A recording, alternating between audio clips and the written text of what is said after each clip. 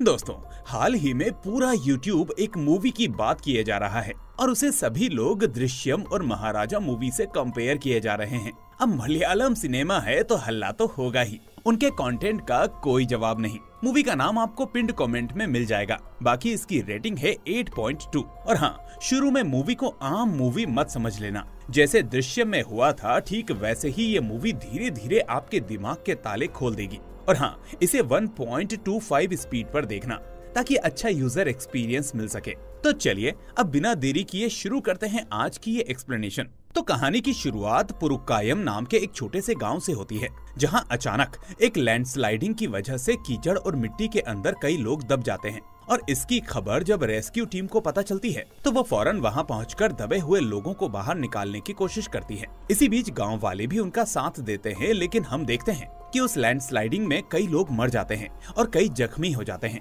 अब इसी दौरान किसी जीप में फंसा एक बंदा खुद को बचाने के लिए लगातार चिल्लाता रहता है और फिर वो रेस्क्यू टीम उसे बड़ी मुश्किल से बाहर निकालती है। लेकिन तभी उस टीम का एक मेंबर वहाँ किसी चीज को देखकर शॉक्ड हो जाता है और फौरन अपने हेड ऑफिसर को यहाँ आने के लिए कहता है। अब सीन यहाँ से शिफ्ट होता है और हम बेंस नाम के एक आदमी को देखते हैं। हमें पता चलता है कि अभी बेंस और कुछ लोग सबरीमला से वापस अपने गांव की ओर जा रहे होते हैं और साथ में बेंस के पास एक पुरानी ओल्ड मॉडल एम्बेसडर कार होती है। फिर रास्ते में वो हॉस्टल से अपने बेटे पावी को भी पिक करता है और घर की तरफ निकल जाता है। अब इसी बीच बेंस की बीवी ललिता उसे फोन करती है और अपनी बेटी की हरकत के बारे में बताती है कि तुमने तो अपनी बेटी को फोन क्लासेस के लिए दिलवाया था, लेकिन वो चादर ओढ़कर उसमें पता नहीं क्या क्या बोलकर हंस रही थी और मैंने उसका फोन छीनकर उसे बाथरूम में लॉक कर दिया है। तो ये सुनकर बेंस कहता है कि अरे ये तुमने क्या किया, मैं पावी को लेकर घर आ ही रहा हूँ, कुछ देर में पहुँच जाऊंगा। अब इसके थोड़ी देर बाद जब बेंस घर पहुँचता है तो उसको देखते ही बाथरूम की खिड़की से उसकी बेटी उसे इशारों से आवाज लगाती है कि बेंस मुझे यहाँ से बाहर निकालो। अब दोस्तों, आप सोच रहे होंगे कि बेंस की बेटी ने उसे बेंस क्यों बुलाया। तो बेंस शुरू से ही ये चाहता था कि उसके बच्चे उसे उसके नाम से बुलाएं, इसलिए उसने अपने बच्चों को यही सिखाया। अब बेंस बाथरूम का दरवाजा खोलता है और अपनी बेटी से पूछता है कि चादर में घुसकर तुम हंस क्यों रही थी।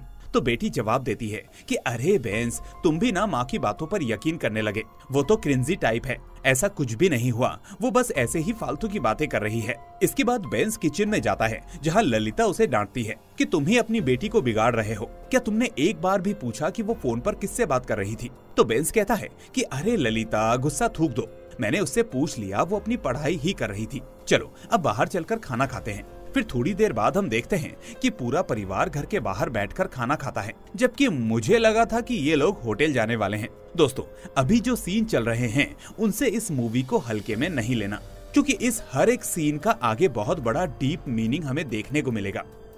अब सुबह होने पर बेंस अपना काम कंटिन्यू करता है, यानी उसके पास जो गाड़ी है उससे वो आसपास के बच्चों को स्कूल ड्रॉप करता है और फिर रात में अपनी उसी कार को टैक्सी की तरह भी यूज करता है। यही उसकी आमदनी का जरिया है। अब एक दिन बेंस देखता है कि पावी किसी कोने में सिगरेट पी रहा होता है और वो उसे रंगे हाथों पकड़ लेता है, लेकिन फिर भी वो उसे कुछ नहीं कहता। बाद में वो बस ये कंफर्म करता है कि पावी गांजा फूंक रहा था या सिर्फ सिगरेट। हाँ, एक और बात, ललिता को बेंस की दाढ़ी बहुत पसंद है, इसलिए जब भी वो उसे काटने का नंबर लगाता है तो वो उसे ऐसा नहीं करने देती।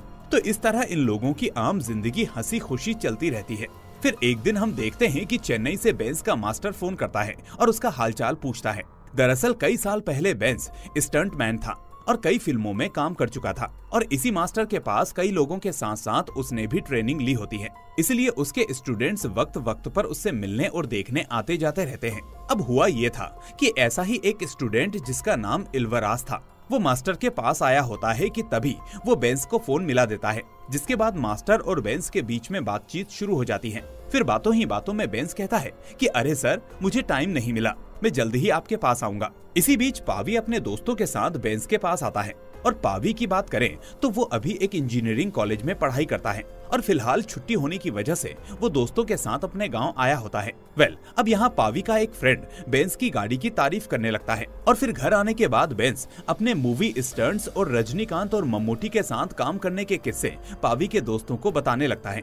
इसके बाद लंच वगैरह करने के बाद बेंस का एक फ्रेंड इशारों से उसे बाहर बुलाता है दारू पीने के लिए और फिर मौका देखकर बेंस फौरन अपने दोस्त के साथ दारू की दुकान पर जाता है लेकिन जब वो दारू खरीद रहे होते हैं तभी बेंस देखता है कि उसकी चहीती गाड़ी कोई ले जा रहा है। इसके बाद वो अपने दोस्त की बाइक लेकर अपनी गाड़ी को फॉलो करने लगता है।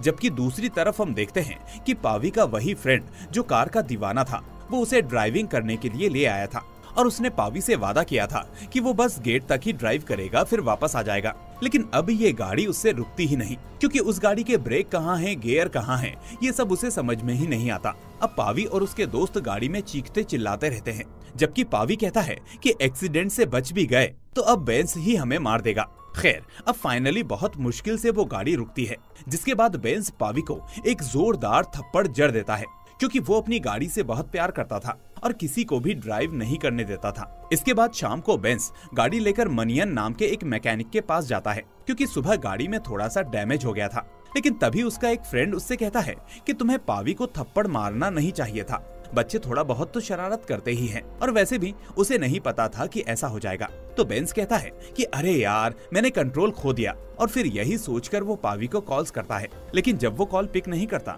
तो बेंस उसे व्हाट्सएप मैसेज और वॉइस मैसेज भेजता है कि पावी मुझे माफ कर दो, मैंने गुस्से में तुम्हारे ऊपर हाथ उठा दिया। लेकिन पावी ये सारे मैसेजेस देखने के बाद भी उसे एक रिप्लाई तक नहीं देता। अब इसी मोमेंट पर बेंस के पास चेन्नई से इल्वरास का फोन आता है और वो उसे एक बुरी खबर सुनाता है कि बेंस, हमारे मास्टर अब इस दुनिया में नहीं रहे।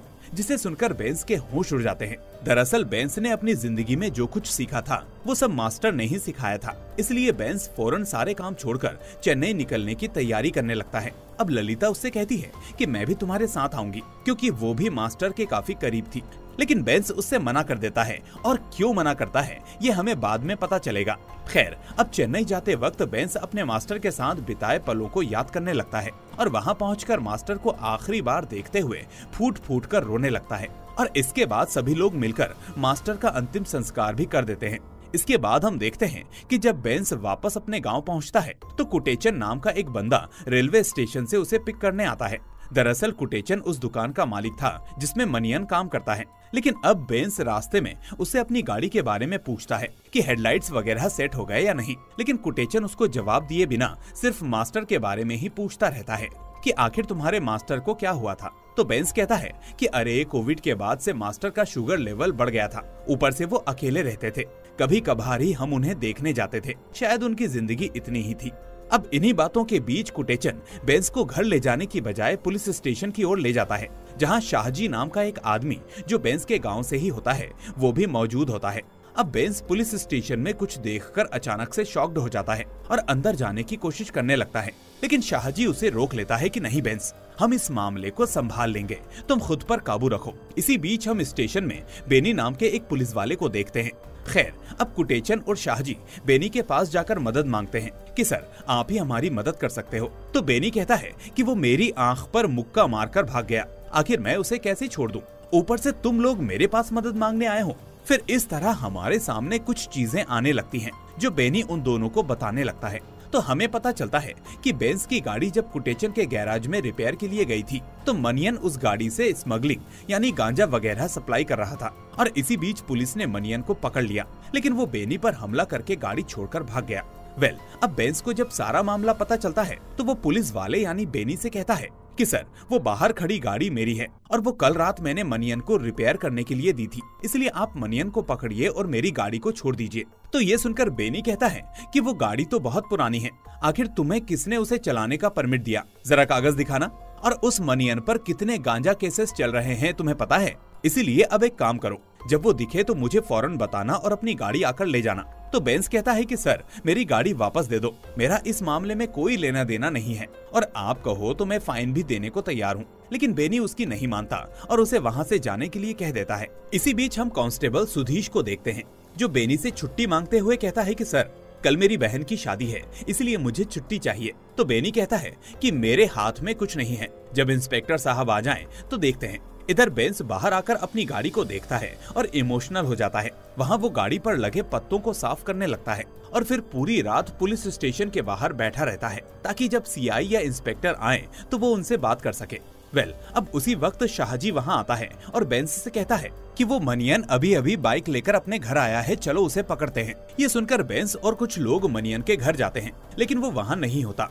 बल्कि उसके माता पिता उन्हें डांट डपट कर भगा देते हैं कि हमें नहीं पता कि वो कहाँ हैं। इसके बाद वो लोग एक लोकल पॉलिटिशियन की मदद से वापस पुलिस स्टेशन पहुंचते हैं, जिसके बाद वो पॉलिटिशियन एक पुलिस वाले से मिलकर सेटलमेंट करवाने लगता है और बेंस से कहता है कि तुम इंस्पेक्टर को 10,000, एसआई को 8,000 और कांस्टेबल को 7,000 दे दो, बाद में मैं संभाल लूंगा। लेकिन अब बेंस के पास इतने पैसे नहीं होते, इसलिए वो ललिता को फोन करता है और उसकी सेविंग्स पूछता है, पर ललिता उसे ऐसे ही डांट देती है कि मेरे पैसे मत छूना। वहीं दूसरी ओर जब वो लोग बेनी के पास जाते हैं तो वो सेटलमेंट के लिए भी नहीं मानता, क्योंकि वो कहता है कि पहले मनियन को मेरे पास ले आओ, फिर जो करना है करो, आखिर उसने मेरे ऊपर हाथ कैसे उठाया। अब उसी वक्त बेनी देखता है कि बेंस गाड़ी की सफाई कर रहा है, इसीलिए वो गुस्से में बेंस के पास जाता है और कहता है कि ये कार फिलहाल एक सबूत है और तुम इससे छेड़छाड़ कर रहे हो, चाहूँ तो अभी तुम्हें अरेस्ट कर सकता हूँ, इसलिए यहाँ से दूर हट जाओ। तो इस बात पर अब बेंस और बेनी के बीच कहासुनी हो जाती है, लेकिन बेंस के दोस्त उसे बाहर खींच लाते हैं और कहते हैं कि तुम ऐसा नहीं कर सकते, हम बात कर रहे थे ना। अब घर वापस आने पर भी बेंस को नींद नहीं आती और उसकी फिक्र सिर्फ गाड़ी को लेकर होती है। अब इन्हीं बातों के बीच में वो ललिता से पावी के बारे में पूछता है, तो ललिता कहती है कि हाँ, आज सुबह उसने मुझे फोन किया था, पहले उसने मुझे गाड़ी के बारे में पूछा तो मैंने उसे सब बता दिया, जिसके बाद वो तुमको लेकर परेशान होने लगा। इसके बाद उसी रात बेंस दोबारा पुलिस स्टेशन जाता है ताकि वो सीआई या इंस्पेक्टर से बात कर सके, और यहाँ स्टेशन के पास एक पुलिस वाला उसे बताता है कि इंस्पेक्टर जॉर्ज अंदर है, उनसे जाकर मिलो, वो बहुत सही आदमी है। तो बेंस अब सीधा जॉर्ज के केबिन में जाता है, जहाँ जॉर्ज उससे पूछता है कि तुम कौन हो। फिर बेंस कहता है कि सर, मेरा असली नाम शमुगम है, लेकिन लोग मुझे बेंस कहते हैं और यहाँ मैं अपनी गाड़ी के बारे में बात करने आया हूँ। इसके बाद वो सारी बात जॉर्ज को बताता है। अब ये सुनकर जॉर्ज फौरन बेनी के पास जाकर कहता है कि इस आदमी की गाड़ी वापस कर दो, लेकिन बेनी जो ईगो वाला आदमी है वो चाबी नहीं देता, बल्कि वो खुद गाड़ी को रफली ड्राइव करके स्टेशन से बाहर ले आता है। अब बाहर आकर वो जॉर्ज से कहता है कि सर, मैं ये गाड़ी नहीं दूंगा, उस मनियन ने मुझे मारा है। तो जॉर्ज उसे डांटता है कि बेनी, बच्चों जैसी बातें मत करो और इतना ईगो मत रखो, चुपचाप चाबी दो और इस बेचारे को जाने दो। इस तरह अब बेंस जैसे ही गाड़ी लेकर जाने वाला होता है, तभी जॉर्ज कहता है कि बेंस, क्या तुम हमारे साथ एक राइड पर आओगे? तो बेंस कहता है कि नहीं सर, मुझे घर जाना है, आप लोग जाइए। इसके बाद जॉर्ज कहता है कि असल में आज हमारे स्टाफ के पुलिस कांस्टेबल सुधीश की बहन की शादी है, तो क्या तुम हमें वहाँ पर ड्रॉप कर दोगे? अब बेंस को अपने घर जाना था, लेकिन जॉर्ज ने उसकी गाड़ी के मामले में मदद की थी, इसलिए वो जॉर्ज से हाँ कर देता है और फिर उसे और बेनी को लेकर सुधीश की बहन की शादी में ड्रॉप करने चल देता है। फिर रास्ते में बेंस और जॉर्ज के बीच में काफी बातचीत होती है, जिस वजह से बेंस उससे घुल मिल जाता है। अब शादी में पहुंचने पर जॉर्ज बेंस को भी शादी में बुलाता है और कहता है कि थोड़ी देर की बात है, खाना खाकर वापस चलेंगे, तुम भी आ जाओ। लेकिन बेंस कहता है कि अरे नहीं सर, मैं यहाँ किसी को नहीं जानता, इसलिए मैं चलता हूँ। लेकिन जॉर्ज के आगे बढ़ते ही बेनी फौरन बेंस की गाड़ी की चाबी ले लेता है और शादी में जाते जाते उससे कहता है कि हमारे वापस आने तक यहीं इंतजार करो। इस तरह अब बेंस के पास कोई रास्ता नहीं होता, इसलिए वो शादी में अंदर चला जाता है और काफी अनकंफर्टेबल फील करता है। अब इसके कुछ देर बाद बेनी उसके पास आकर कहता है, अरे बेंस उठो, हमें निकलना है। फिर जॉर्ज कहता है कि बेंस, सुधीश की कजिन के घर से हमें कुछ चीजें लेनी है, तो प्लीज हमें वहाँ ले चलो। सुधीश ने हमें ये काम सौंपा है और उसकी कजिन का घर पुराकायम में है। तो ये सुनकर बेंस कहता है, अरे सर, वो तो बहुत दूर है, मेरी गाड़ी इतनी दूर नहीं जा सकती। तो जॉर्ज कहता है, अरे बेंस, हमने ड्रिंक किया हुआ है, आखिर कैसे किसी और की गाड़ी ड्राइव करेंगे, इसलिए प्लीज तुम ही हमारी मदद कर दो। इस तरह अब बेंस के पास ऑप्शन नहीं होता, इसलिए वो बेनी, जॉर्ज और सुधीश के साथ सुधीश की कजिन के घर की तरफ चल देता है। इसी बीच रास्ते में बेंस जॉर्ज के पूछने पर उसे अपनी कहानी बताता है कि वो पहले एक फाइटर था और फिर उसने कई मूवीज में स्टंटमैन की तरह काम किया। अब थोड़ी दूर जाने के बाद बेंस की गाड़ी ब्रेक डाउन हो जाती है, इसीलिए वो कहता है कि सर, थोड़ा कूल होने के बाद गाड़ी फिर से चलेगी, हमें थोड़ा वेट करना होगा। लेकिन बेनी जिद करता है कि इस बार गाड़ी मैं ड्राइव करूंगा और ऐसा कहकर वो बेंस से चाबी ले लेता है। पर तभी जॉर्ज बेनी को डांटता है कि बेनी, तुम्हें ज्यादा चढ़ गई है, इसलिए चाबी बेंस को दे दो। जिसके बाद वो लोग वापस अपनी जर्नी कंटिन्यू करते हैं। अब थोड़ी दूर जाने पर ही अचानक जॉर्ज बेंस को एक शॉर्टकट का रास्ता लेने को कहता है, जबकि बेंस मना करते हुए कहता है कि नहीं सर, ये रास्ता खराब है, मेरी गाड़ी नहीं जा पाएगी। लेकिन जॉर्ज कहता है कि अरे बस 1 किलोमीटर है, हम जल्दी पहुंच जाएंगे ताकि तुम्हें भी देर ना हो। इस तरह अब बेंस अपनी कार उस रास्ते से ले जाता है, पर वो रास्ता सच में बहुत ही खराब होता है, जिस वजह से गाड़ी पर स्क्रैचेस आने लगते हैं। अब इसके थोड़ा आगे एक छोटी सी नदी आती है, जहाँ बेंस कहता है कि नहीं सर, अब नहीं जा सकता, आप पैदल चले जाइए, पानी में गाड़ी के खराब होने का डर रहता है। लेकिन जॉर्ज और बेनी कहते हैं कि अरे बेंस, गाड़ी को कुछ नहीं होगा, बस थोड़ा पानी है, तुम निकालो तो सही। इस तरह अब बेंस नदी पार करता है और पूछता है कि और कितनी दूर है सर? तो बेनी कहता है बस 4 किलोमीटर। फिर ये सुनकर बेंस शॉक्ड रह जाता है कि पहले तो आपने 1 किलोमीटर कहा था, अब 4 किलोमीटर कह रहे हो। अगर ऐसे ड्राइव करूंगा तो मेरी गाड़ी खराब हो जाएगी। इस तरह अब वो फाइनली अपनी गाड़ी रोक देता है और आगे नहीं बढ़ता। लेकिन तभी जॉर्ज अचानक हंसने लगता है और कहता है कि तुम सच में बहुत भोले हो बेंस। और इस तरह अब वो उसे पूरी कहानी बताता है कि ये सब चल क्या रहा है। और दोस्तों, यहीं से शुरू होती है असली मूवी। वो कहता है कि देखो बेंस, सुधीश की बहन की शादी है, तुमने उसकी फैमिली तो आज देख ही ली होगी। वो बेचारे बहुत सिंपल लोग हैं और उनके घर में ये पहली शादी है। तो बेंस कहता है कि इससे मेरा क्या लेना देना? तो जॉर्ज कहता है कि असल में सुधीश की बहन कॉलेज में एक लड़के से प्यार करने लगी थी, जिसके बाद वो लड़का उसके घर के पास आकर रोज उसे परेशान करने लगा, क्योंकि उसके पास सुधीश की बहन की फोटोज और वीडियोस थी, जिनसे वो उसे ब्लैकमेल करने लगा था। लेकिन सुधीश के पिता को इस बात पर बहुत गुस्सा आया और वहीं गलती से उन्होंने उस लड़के को मार दिया। इसके बाद सुधीश ने मुझे ये बात फोन करके बताई, तो मैंने उसे बोला कि तुम फिक्र मत करो, मैं उस लड़के की लाश ठिकाने लगा दूंगा। और बेंस, इस वक्त उस लड़के की लाश तुम्हारी गाड़ी की डिग्गी में है और उसे ठिकाने लगाने के लिए हम यहाँ पर आए हैं। तो अब हकीकत सुनकर बेंस के होश उड़ जाते हैं और उसके पसीने छूटने लगते हैं कि ये सब हो क्या रहा है। लेकिन अब बेंस उनसे कुछ कह पाता उससे पहले जॉर्ज और बेनी उसे धमकाते हैं कि बस हमारी थोड़ी सी मदद कर दो और किसी को ये बात मत बताना। अब बेंस तो एक पल के लिए बिल्कुल बदहवास हो जाता है कि आखिर वो अब क्या करे। लेकिन जब वो यहाँ तक आ गया था और वो लाश भी उसकी गाड़ी में ही रखी थी, तो अब यहाँ रुकने के अलावा उसके पास और कोई दूसरा रास्ता नहीं होता। खैर, अब थोड़ी देर में जॉर्ज, बेनी और सुधीश उस लड़के की लाश को जंगल में ले जाकर फेंक देते हैं, जिसके बाद वहाँ से वापस आते वक्त जॉर्ज बेंस को कुछ पैसे देकर कहता है कि अपना मुंह बंद रखना। लेकिन हम देखते हैं कि बेंस उन पैसों को अपने पास ना रखकर चुपचाप वहीं गिरा देता है। अब सुबह बेंस अपने घर पहुंचता है तो उसे रात का इंसिडेंट बार बार याद आने लगता है। इसी बीच ना तो वो ललिता से बात करता है और ना ही अपनी बेटी से। तभी अचानक घर का कुत्ता उसकी गाड़ी की डिग्गी के पास आकर भौंकने लगता है। तो बेंस पास जाकर डिग्गी को खोलता है, जहां उसे डिग्गी में खून के धब्बे और एक पर्स दिखाई देता है। लेकिन तभी ललिता वहां चाय लेकर आ जाती है, जिस वजह से बेंस फौरन उस पर्स को झाड़ियों में फेंककर डिग्गी बंद कर देता है। अब इसके थोड़ी देर बाद वो नोटिस करता है कि उसकी शर्ट पर भी खून के धब्बे लगे हैं, इसलिए वो फौरन बाथरूम में जाकर अपनी शर्ट और खुद को अच्छे से साफ करता है। लेकिन हम देखते हैं कि नहाते वक्त भी उसे रात का इंसिडेंट ही याद आता रहता है। अब बेंस उस हादसे को भूलने की पूरी कोशिश करता है, लेकिन तभी अचानक बेनी उसे बार बार कॉल करने लगता है। पर हम देखते हैं कि बेंस उसका फोन नहीं उठाता, बल्कि वो मौका देखकर पास वाली नदी के पास जाकर अपनी गाड़ी की अच्छे से सफाई करता है, ताकि वो डिग्गी में लगे निशान भी साफ हो जाए। वहीं दूसरी तरफ पुलिस स्टेशन में जॉर्ज सीसीटीवी कैमरे फिक्स करवाता है। और एक बात और, हमें पता चलता है कि जॉर्ज कुछ दिनों बाद रिटायर होने वाला है, यानी इसी हफ्ते में। खैर, उसी वक्त बेंस पुलिस स्टेशन पर जॉर्ज से मिलने आता है और उससे रिक्वेस्ट करता है कि सर प्लीज मुझे छोड़ दीजिए और बार बार कॉल मत करिए, एक तो वैसे ही मैं वो सब कुछ भुला नहीं पा रहा हूँ। तो ये सुनकर जॉर्ज हंसते हुए कहता है कि अरे बेंस, तुम्हें कैसे छोड़ दें, अब तुम हम में से ही एक हो। अगर तुम्हें कोई भी प्रॉब्लम हो तो आगे से हमारे पास आना, आखिर तुमने हमारी मदद की है और हमें ये भी पता है कि तुम रात का वो इंसिडेंट किसी के साथ शेयर भी नहीं करोगे, और अगर करोगे तो समझते हो ना कि क्या होगा। इस तरह अब जॉर्ज उसे धमकाने लगता है। खैर, अब उसी वक्त मनियन मैकेनिक के माँ बाप पुलिस स्टेशन आते हैं और उसकी मिसिंग कंप्लेंट लिखवाते हैं, और बाहर जाते वक्त बेंस उन्हें देख लेता है। इसके बाद उसे शक होता है कि कहीं रात को वो लाश मनियन की ही तो नहीं थी, क्योंकि बेनी मनियन से बहुत गुस्सा था और वो अपने घर पर भी नहीं था, और कहीं सुधीश की बहन से मनियन ही प्यार तो नहीं करता था। इस तरह के सवाल अब बेंस के मन में गूंजने लगते हैं। इसी बीच उसकी ये हालत देखकर ललिता उससे पूछती है कि कल से तुम गुमसुम क्यों हो और कल तुमने अपनी शर्ट क्यों धोई। तो बेंस कुछ नहीं बताता, उल्टा उस पर गुस्सा करने लगता है। लेकिन इसके बाद जब सभी सो जाते हैं तो वो घर से बाहर जाकर उस खून के धब्बे वाली शर्ट को जला देता है, क्योंकि सूखने के बाद भी उस पर से वो धब्बे गायब ही नहीं होते।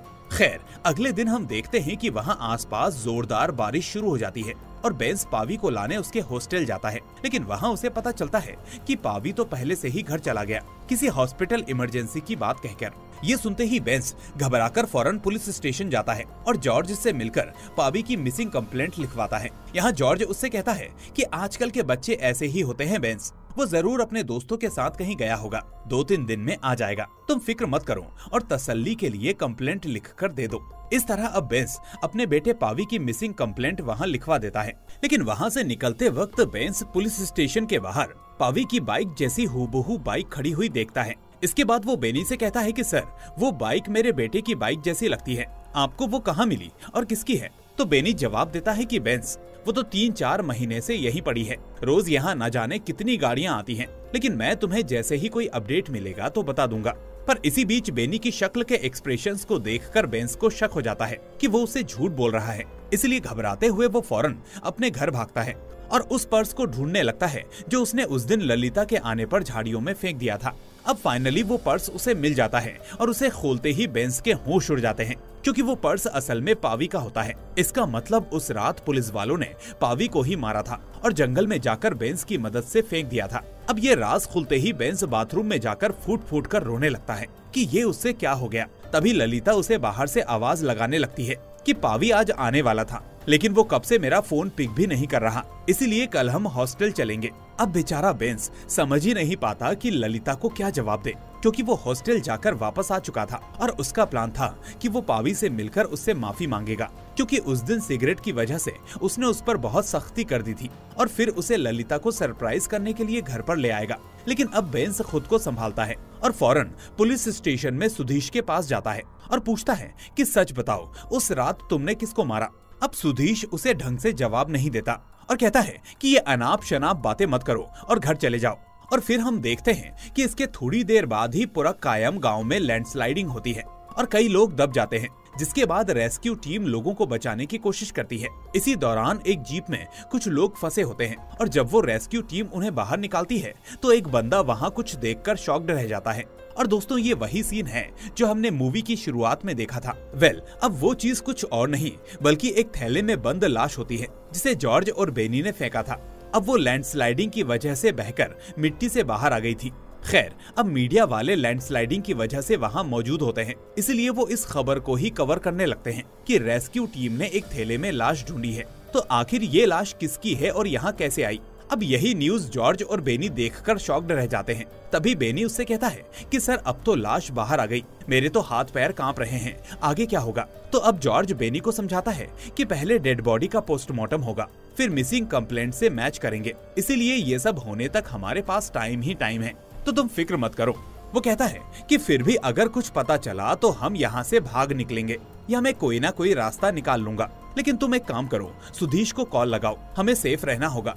तो इसके बाद ये दोनों सुधीश को कॉल करते हैं, लेकिन उसका फोन नहीं लगता, इसलिए अब ये उसके घर जाते हैं, पर सुधीश वहाँ पर नहीं मिलता।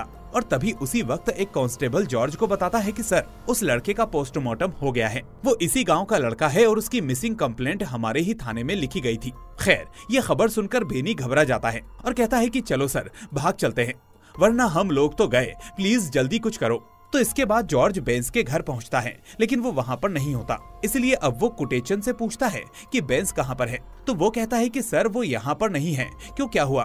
तो फिर वो कुटेचन को साइड में ले जाकर बताता है कि लैंडस्लाइडिंग में एक लड़के की डेड बॉडी मिली थी, जिसका आज पोस्टमार्टम भी हो गया और उससे पता चलता है कि वो लड़का इसी गांव का है। और मुझे याद है कि बेंस ने भी अपने बेटे की मिसिंग कंप्लेंट लिखवाई थी, लेकिन अब वो खुद गायब है, इसलिए मैं उसके बारे में पूछने आ गया। वो कहता है कि मैं यहाँ ये बताने आया था कि किसी को पुलिस स्टेशन आना होगा उस डेड बॉडी की शिनाख्त करने के लिए। तो अब कुटेचन यही बात ललिता को बताता है, जिससे उसके होश उड़ जाते हैं और वो फूट फूट कर रोने लगती है। वहीं दूसरी तरफ हम बेंस को देखते हैं, जो सुधीश को एक लॉज के कमरे में बंद करके रखता है और उससे पूछता है कि बताओ, मेरा बेटा कहाँ है और आखिर तुम लोगों ने उसके साथ क्या किया? तो सुधीश कहता है कि मुझे कुछ नहीं पता, उस दिन जॉर्ज और बेनी मुझे फंक्शन के बाद जंगल में ले गए थे, इसलिए तुम जितना जानते हो उतना ही मुझे पता है। मेरा कोई कजिन नहीं है और बहन की जो कहानी उन्होंने बताई थी वो भी झूठ थी। उस दिन तो असल में मैं किसी रिलेटिव की शादी में था और उन्होंने मुझे बस साथ चलने को कहा था, इसीलिए मैं साथ चल दिया। इससे ज्यादा मुझे कुछ नहीं पता और वो डेड बॉडी किसकी है मुझे नहीं मालूम। लेकिन बेंस उसकी बातों पर यकीन नहीं करता, इसीलिए वो सीधा सुधीश का फोन लेकर जॉर्ज से बात करता है। पर जॉर्ज उससे कहता है कि बेंस तुम्हारा बेटा सेफ है, मैं अभी तुम्हारे घर से आ रहा हूँ। लेकिन बेंस उसकी बात पर भी भरोसा नहीं करता और फोन काट देता है। इसके बाद सुबह जॉर्ज कुछ पुलिस वालों के साथ उस लॉज पर बेंस से मिलने जाता है, क्योंकि रात में उसने उस कॉल से यहाँ का एड्रेस ट्रेस करवा लिया था। अब यहाँ वो बेंस को भी मौजूद देखता है, इसलिए उससे कहता है कि इस डिपार्टमेंट में मैंने 36 साल गुजार दिए और मैंने इस बीच कई गलत काम किए, लेकिन कभी रिग्रेट नहीं हुआ, क्योंकि आगे बढ़ने के लिए कभी कभी कुछ गलत कदम उठाने ही पड़ते हैं। वो कहता है कि 2 दिनों बाद मैं रिटायर हो रहा हूँ और अपने करियर पर धब्बा नहीं चाहता, इसलिए मैं जो कहने वाला हूँ वो ध्यान से सुनना और कुछ भी करने से पहले उस बारे में सोच लेना जो मैं अभी बताने जा रहा हूँ। इसके बाद वो बेंस से कहता है कि मैं जानता हूँ कि जब तुम फिल्मों में काम किया करते थे तो तुमने अपने एक फ्रेंड को धक्का देकर मार दिया था और फिर बाद में उसकी बीवी ललिता से शादी भी कर ली थी। इसके अलावा मैं ये भी जानता हूँ कि पावी और उसकी बहन तुम्हारे बच्चे नहीं है, इसलिए अब मैं इस बात को बताकर ये साबित कर दूंगा कि तुमने ही पावी को मार दिया, क्योंकि तुम उसके सौतेले बाप थे और उसे पसंद नहीं करते थे। तो ये सुनकर बेंस को गुस्सा आ जाता है और वो वहीं जॉर्ज को मारने पीटने लगता है। लेकिन इतने में दूसरी तरफ कुछ पुलिस वाले मीडिया के सामने स्टेटमेंट दे देते हैं कि जो लाश हमें मिली है वो पावी नाम के लड़के की थी, जिसे उसी के सौतेले पिता बेंस ने मार डाला। खैर, अब उसी वक्त पुलिस स्टेशन में बेनी ललिता और उसकी बेटी को लाकर टॉर्चर करने लगता है और कहता है कि बताओ बेंस ने पावी को क्यों मारा। दूसरी तरफ लॉज के पास पुलिस वाले बेंस को पकड़ने आते हैं, लेकिन बेंस उनसे लंबी फाइट करता है, पर आखिर में वो उसे कंट्रोल करके अरेस्ट कर लेते हैं, क्योंकि बेंस को पता चल चुका था कि ललिता और उसकी बेटी इस वक्त पुलिस स्टेशन में हैं। इसके बाद बेंस को पुलिस स्टेशन लाया जाता है, जहां ढेर सारे मीडिया वाले पहले से ही मौजूद होते हैं। अब बेंस के आने पर जॉर्ज ललिता और उसकी बेटी को छोड़ देता है, क्योंकि उसको सिर्फ बेंस को कातिल दिखाना था और इन दोनों के ऊपर टॉर्चर करने से वो खुद भी फंस सकता था। खैर, अब जॉर्ज इस केस को बनाकर फौरन कोर्ट में अगले दिन सुनवाई शुरू करवा देता है, ताकि ये मामला जल्द ही निपट जाए। इस तरह अब अगले दिन कोर्ट में सुनवाई होती है, जहां जज पुलिस को 5 दिनों का टाइम देता है सबूत जुटाने के लिए, क्योंकि उनके पास अभी कोई सबूत नहीं होते कि बेंस ने ही पावी को मारा है। इसके बाद कोर्ट से बाहर आते ही जॉर्ज बेंस से कहता है कि इस कहानी में मैं हीरो हूँ और तुम इसमें नहीं रहोगे। अब उसी दिन जॉर्ज का रिटायरमेंट फंक्शन होता है, इसलिए रात को वो बेनी से कहता है कि आज रात 5 से 6 पुलिस वाले यहाँ आएंगे, उन्हें कुछ काम है, इसलिए तुम पुलिस स्टेशन के सारे लोगों को बाहर भेज देना और सिर्फ तुम ही यहाँ रहना। अब बेनी पहले तो इसके लिए मना कर देता है, लेकिन जॉर्ज उससे कहता है कि अभी तुम्हें बहुत कुछ सीखना है बेनी, और वैसे भी मेरे जाने के बाद अगले इंस्पेक्टर तुम ही तो बनोगे। तो इसके बाद बेनी सारे कांस्टेबल्स को अलग अलग कामों के लिए भेज देता है। लेडी कांस्टेबल को घर भेज देता है, सीसीटीवी कैमरे ऑफ कर देता है और सुधीश को भी एक लेडी कांस्टेबल को ड्रॉप करने के लिए भेज देता है। तो असल में जॉर्ज ये जानता था कि बेंस की फैमिली कभी भी ये कबूल नहीं करेगी कि बेंस ने ही पावी को मारा है, इसलिए उसका प्लान ये था कि उसे कुछ लोगों से बेंस को मरवाना होगा और ये दिखाना होगा कि गांव के कुछ अनजान लोगों ने गुस्से में आकर बेंस को मार दिया, क्योंकि बेंस ने अपने बेटे को मारा था। अब सभी के जाने के बाद कुछ लोग बिना यूनिफॉर्म के स्टेशन पर आते हैं, जिसके बाद बेनी उन्हें लेकर बेंस के पास जाता है और कहता है कि बेंस, तुम्हारा टाइम अब खत्म हो गया।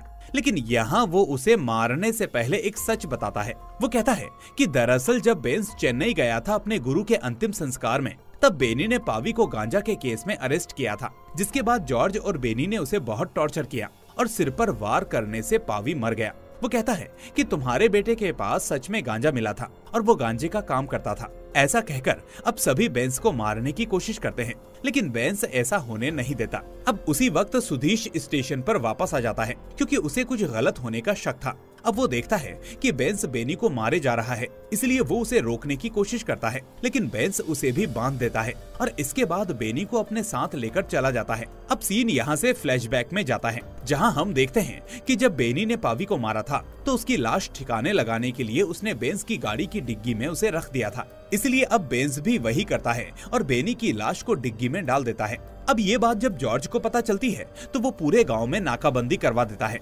जिसके बाद पुलिस हर गाड़ी की चेकिंग करती है। इसके बाद जॉर्ज सीधा बेंस के घर पहुंचता है और उसके दोस्तों को भगाकर ललिता और उसकी बेटी को मारने पीटने लगता है और उनसे पूछता है कि बेंस कहाँ है। लेकिन उसी वक्त बेंस बेनी के फोन से जॉर्ज को कॉल करता है और कहता है कि मैं जानता था तुम मेरी फैमिली के पास जाओगे, इसलिए मैंने तुम्हारी बेटी को किडनैप कर लिया है। अब ये सुनकर जॉर्ज के होश उड़ जाते हैं और वो फौरन अपने घर के लिए निकल जाता है, लेकिन उसकी बेटी वहाँ नहीं होती। पर तभी वो देखता है कि उसके घर के पास बेंज की गाड़ी खड़ी होती है और जब वो उस गाड़ी को खोलता है तो उसे उसमें से बेनी की लाश मिलती है। अब इसके बाद बेंज भी वहाँ पर आ जाता है और जॉर्ज को मारने पीटने लगता है। यहाँ जॉर्ज उससे बार बार अपनी बेटी के बारे में पूछता है, लेकिन बेंज उसे कुछ भी नहीं बताता और आखिरकार वो जॉर्ज को भी मार देता है। लेकिन तभी हम देखते हैं कि ये सब होते हुए जॉर्ज की बेटी दूर से देख रही होती है और यही खुलता है इस कहानी का असली राज कि आखिर क्यों जॉर्ज पावी को मारना चाहता था, आखिर असली वजह क्या थी। तो अब सीन यहाँ से फ्लैशबैक में जाता है, जहाँ हमें पता चलता है कि पावी और जॉर्ज की बेटी असल में रिलेशनशिप में थे और एक दूसरे से बहुत प्यार करते थे। फिर एक दिन पावी उसे अपने पिता बेंज के बारे में बताता है कि जब मैं 4 साल का था तो मेरे पिता की डेथ हो गई थी और तब से बेंज ही हमारा सहारा बना, लेकिन अब मैं उनसे अपने पिता से भी ज्यादा प्यार करता हूँ क्योंकि वो ही मेरे लिए मेरे पिता हैं या उससे भी बढ़कर। और फिर कुछ दिनों बाद जॉर्ज को उनके रिलेशनशिप के बारे में पता चल जाता है, जिसके बाद वो अपनी इज्जत बचाने के लिए पहले पावी को गांजा के केस में फंसाता है और उसे मार देता है, जबकि बेनी तक को यही बताता है कि पावी सच में गांजे का काम करता था और इसके लिए जॉर्ज ने नकली गांजा पावी की कार में डलवा दिया था ताकि उसके बेस पर वो पावी को पकड़ सके। जिसके बाद में जॉर्ज को लगा कि कहीं वो इसमें फंस ना जाए, इसलिए उसने इसमें मनियन को फंसाने का सोचा क्योंकि कार उस वक्त रिपेयर होने के लिए वहाँ खड़ी थी। यानी इसी बीच जब बेंज अपनी गाड़ी मांगने आया था तब पावी की लाश उसकी गाड़ी में थी, इसलिए बेनी गाड़ी देना नहीं चाहता था। और फिर जब 2 दिन बाद जॉर्ज और बेनी को पावी के बैकग्राउंड का पता चला कि वो बेंज का बेटा है और ये कार भी बेंज की है, तो उन्होंने फिर ये वाला प्लान बनाया। खैर, प्रेजेंट में अब पावी की लाश उसके घर वालों को सौंप दी जाती है, लेकिन हम देखते हैं कि बेंज वहाँ मौजूद नहीं होता क्योंकि वो अपनी गाड़ी में बेनी और जॉर्ज की लाश को लेकर उसी जंगल में चला जाता है जहाँ वो पावी की लाश को लेकर गया था और इसके बाद वो पुलिस स्टेशन आकर सरेंडर कर देता है और इस तरह ये मूवी यहीं दी एंड हो जाती है।